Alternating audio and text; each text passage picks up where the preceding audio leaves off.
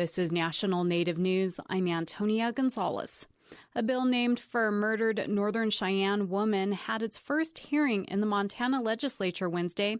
Maxine Spire reports. Hannah's Act, House Bill 21, is one of several in the Montana legislature that draws attention to the crisis of missing and murdered Indigenous women and girls. It breaks my heart that these things happen in Indian country. They also happen to Montana people.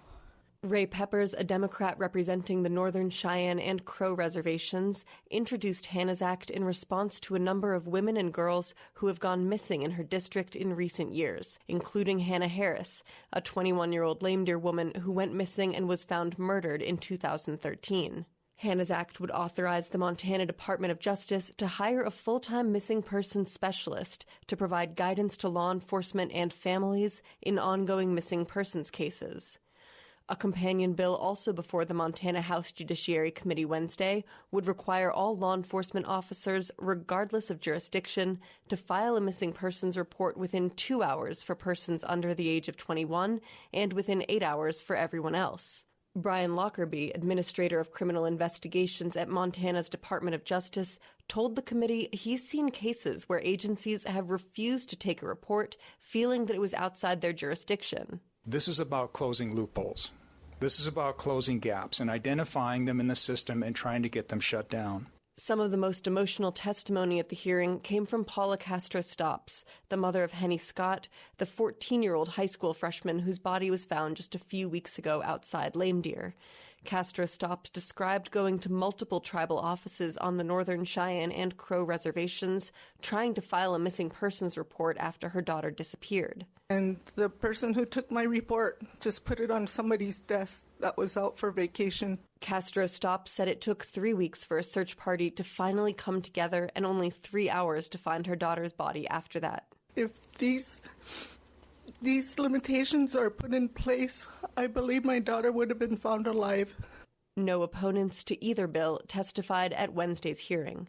I'm Maxine Spire in Missoula, Montana. Oklahoma Governor Kevin Stitt announced Wednesday the appointment of Lisa Billy as Secretary of Native American Affairs. Billy serves in the Chickasaw Nation legislature and also served in the Oklahoma House. A handful of tribal leaders welcomed the news from the governor's office. The cabinet position requires Senate confirmation.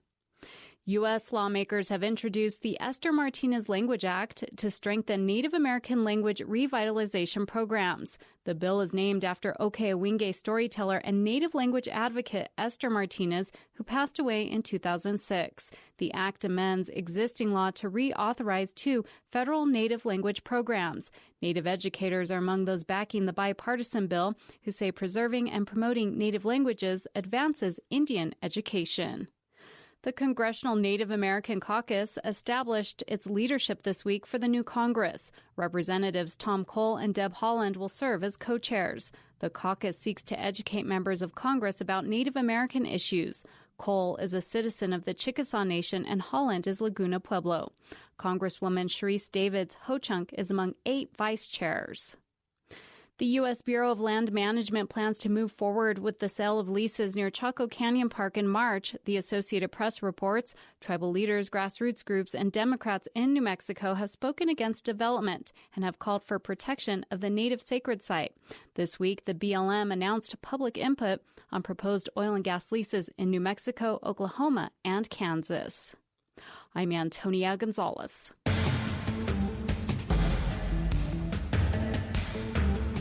National Native News is produced at the Annenberg National Native Voice Studios by Quantic Broadcast Corporation.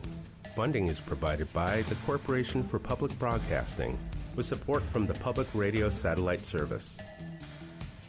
Support by BNSF Railway Company. BNSF honors the commitment of Armed Forces members and is a top employer for U.S. military veterans, hiring over 9,000 veterans since 2005. More at jobs.bnsf.com. Support by the Heard Museum, hosting the 29th Annual Hoop Dance World Championship, where you can see more than 80 talented native hoop dancers vie for the championship title February 9th and 10th. Details at heard.org.